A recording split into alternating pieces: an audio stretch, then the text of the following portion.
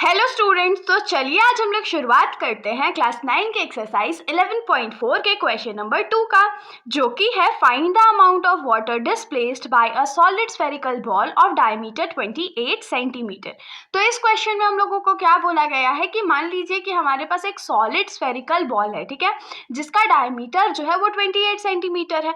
और अगर हम लोग ये अज्यूम कर लें कि इस बॉल को हम लोग एक बकेट है जो कि वाटर से पूरा फुल्ली लोडेड है, हम लोग उसमें पुट कर देते हैं, उसमें उसको गिरा देते हैं, तो हम लोगों को बताना है कि कितना अमाउंट ऑफ वाटर जो है वो डिस्प्लेस हो जाएगा। डिस्प्लेस हो जाएगा मतलब कि जो वाटर बकेट में था बॉल डालने के बाद कितना वाटर जो है वो बकेट के बाहर आ गया है।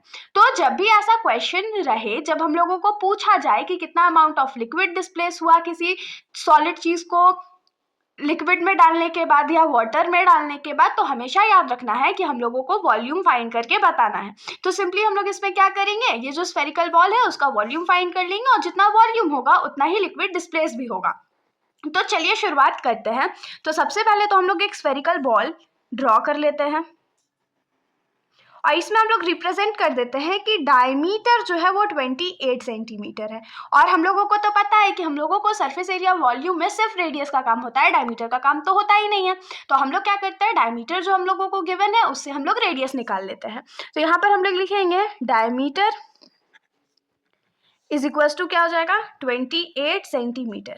तो यहाँ से क्या हो जाएगा, radius is equals to diameter divided by 2, that is 28 centimetre divided by 2। और 28 सेंटीमीटर को 2 से डिवाइड करेंगे तो कितना हो जाएगा 14 सेंटीमीटर। तो हमारा रेडियस निकल गया। अगर हमारे पास रेडियस है तो हम लोग वॉल्यूम भी बहुत आराम से निकाल सकते हैं। तो हम लोग यहाँ पर क्या लिखेंगे, volume of spherical ball is equals to क्या हो जाएगा 4/3 पाई आर क्यूब। तो 4/3 को हम लोग कांस्टेंट रहने देते हैं, पाई का वैल्यू हम लोग 22/7 अज्यूम करेंगे और रेडियस हमारा कितना निकला है तो 14 सेंटीमीटर। तो ये क्या हो जाएगा 14 centimetre into 14 centimetre into 14 centimetre. तो जो वैल्यूज यहाँ पर कट आउट होंगे हम लोग उसको सिंपली कट आउट कर देंगे और जो नहीं होंगे उसको मल्टीप्लाई कर देंगे। जैसे 7 और 14 जो है वो 2 के टेबल में कट आउट हो गया, तो इसको हमने कट कर दिया। उसके बाद और कुछ वैल्यू है जो कट होगा, नहीं है। तो अब यहाँ से हम लोग क्या लिख सकते हैं कि 4 इंटू 22 कितना हो जाएगा तो 88 इंटू 2 14 सा 28 हो जाएगा और एक 14 हमारे पास बाकी है, बाकी डिनोमिनेटर में हमारे पास 3 है और 3 बार सेंटीमीटर मल्टीप्लाई में है, मतलब कि ये सेंटीमीटर क्यूब हो गया। तो अब हम लोग सिंपली क्या करेंगे, 88 इंटू 28 इंटू 14 करते हैं, उसके बाद हम लोग उसको 3 से डिवाइड कर देंगे और जो भी आंसर हमारा आएगा डिवाइड करने के बाद वही हमारा वाटर डिस्प्लेस्ड हो जाएगा। तो यहाँ पर जब हम लोग 88 इंटू 28 इंटू 14 कर लेंगे तो हमारा जो आंसर है वो हो जाएगा 34,496 whole divided by 3 centimetre cube. अब 34,496 को हम लोग 3 से डिवाइड कर देते हैं और जैसे ही 3 से डिवाइड करेंगे तो हमारा आंसर जो फाइनल आंसर है वो आएगा 11,498.66 सेंटीमीटर क्यूब। यही हमारा आंसर हो गया। तो लास्ट स्टेटमेंट हम लोग क्या लिख सकते हैं कि hence 11,498.66 centimetre cube of water is displaced. तो ये जो हमारा आंसर था इस क्वेश्चन का फर्स्ट पार्ट के लिए ही था। इस क्वेश्चन का जो सेकंड पार्ट है उसमें भी हम लोगों को अलग डायमीटर गिवन है और उसके बेसिस पे भी हम लोगों को amount of water displace find out करके बताना है। तो वो भी एकदम इसी मेथड से सॉल्व होगा। तो चलिए सॉल्व कर लेते हैं। तो इस क्वेश्चन का जो सेकंड पार्ट है उसमें जो हम लोगों को डायमीटर गिवन है वो 0.21 मीटर है, ठीक है। तो ये तो डायमीटर है। सबसे पहले तो हम लोग इससे रेडियस निकालेंगे, उसके बाद वॉल्यूम निकाल देंगे।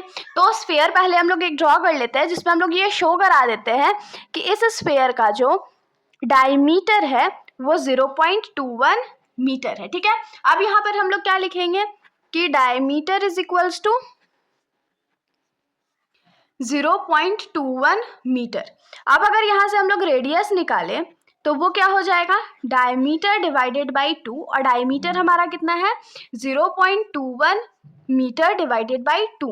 अब देखिए इसको थोड़ा सा हम लोग कन्वर्ट कर लेते हैं। कैसे कन्वर्ट करेंगे? पॉइंट से, ये डेसिमल से इसको हम लोग फ्रैक्शन में कर लेते हैं। तो यहाँ पॉइंट के बाद कितने डिजिट्स है? 2 डिजिट्स है, मतलब कि नीचे 100 मल्टीप्लाई होगा। तो ये क्या हो जाएगा? 21 डिवाइडेड बाई 200 मीटर। ये हमारा रेडियस हो गया। अब अगर हमारे पास रेडियस है तो हम लोग वॉल्यूम ऑफ स्फेरिकल बॉल आराम से निकाल सकते हैं। तो यहाँ पर हम लोग लिखेंगे volume of spherical ball is equal to क्या हो जाएगा? 4/3 पाई आर क्यूब। तो 4/3 तो हमारा कांस्टेंट टर्म है। पाई का वैल्यू हम लोग 22/7 लिख सकते हैं। रेडियस हमारा 21/200 मीटर हो जाएगा, इंटू 21/200 मीटर इंटू 21/200 मीटर। बहुत लंबा सा सॉल्यूशन है, कैलकुलेशन लंबा है, लेकिन कोई बात नहीं, हम लोग तो चैंपियंस हैं, हम लोग तो आराम से कर लेंगे। तो सबसे पहले यहाँ क्या करते हैं, जो वैल्यूज कट आउट हो रहे हैं उसको कट आउट कर देते हैं। जैसे 7 3 21 होता है, यहाँ 3 और 3 कट हो गया। फिर 2 2 4, 2 100 200, फिर 2 1 2, 2 100 200, फिर 2 11 22 और 2 100 200। इतना पर हो गया। तो अब हमारे पास जो बाकी है उसको हम लोग लिख लेते हैं। जैसे न्यूमरेटर में हमारे पास बाकी है 11 इंटू 21 डिवाइडेड बाई डिनोमिनेटर पे हमारे पास 1 और 6 जीरोज है, और 3 बार मीटर था तो ये 3 बार मीटर क्यूब हो जाएगा। तो अब सिंपली हम लोग क्या करते हैं, 21 इंटू 21 इंटू 11 करते हैं, और उसके बाद उसको हम लोग 1 और 6 जीरो से डिवाइड कर देंगे। तो 11 इंटू 21 हमारा होता है 4851 डिवाइडेड बाई 1 और 6 जीरोस मीटर क्यूब। अब देखिए यहाँ पर डिनोमिनेटर में हमारे पास 6 जीरो है, ठीक है, और न्यूमरेटर में 4 ही डिजिट है। तो इन चारों जीरो के बदला ये 4 डिजिट्स हमारे पास है, बाकी 2 जीरो जो है वो हमारे पास रिमेनिंग होगा ना, तो आगे में हम लोग 2 जीरो लगा देंगे। तो इस हिसाब से हमारा जो वैल्यू हो जाएगा वो क्या हो जाएगा? 0.004851 मीटर क्यूब। यही अमाउंट ऑफ वाटर जो है वो डिस्प्लेस हुआ है फुल वाटर से। तो हम लोग क्या लिखेंगे? Hence 0.004851 metre cube of water is displaced. और यही हमारा आंसर हो गया। तो इसके साथ हमारा ये जो सॉल्यूशन है यहीं पर ख़त्म हो जाता है। अगर आप लोगों को कोई भी डाउट है तो आप लोग बेशक कमेंट सेक्शन में पूछ सकते हैं, वरना अगर आप लोगों को वीडियो अच्छी लगी तो वीडियो को लाइक करिएगा और मेरे चैनल को बिना सब्सक्राइब करे कहीं भी मत जाइएगा। Thank you.